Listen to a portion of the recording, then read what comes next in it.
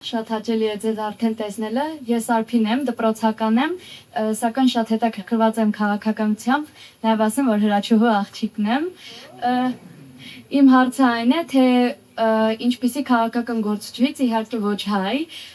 ոգեշնչում եք ստանում կամ պատմական գործչից, հենց հայկական պատմությունից։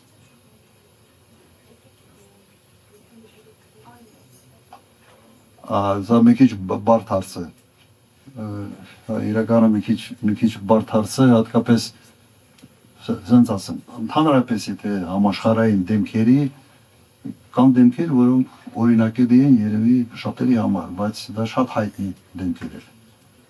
Եթե, օրինակ Դեգոլ, ինչպես ինքը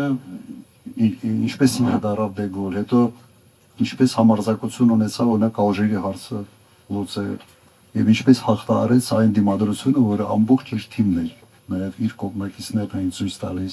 կամ նույն Սինգապուրի վարչապետը Լի Կուան Յուն։ Ես անձամբ հանդիպել էի Շեյխ Զայեդի հետ, որը հիմքեր դրեց Էմիրությունների, Միացյալ Արաբական Էմիրությունների։ Հանդիպել եմ, ինքը արդեն տարիքում էր, բայց հետաքրքիր է, որ ինչքան հասկանում եմ, նաեւ կրթություն չուներ, բայց կյանքի փորձով եւ ասում են по жизни ֆիլոսոֆ է, այդ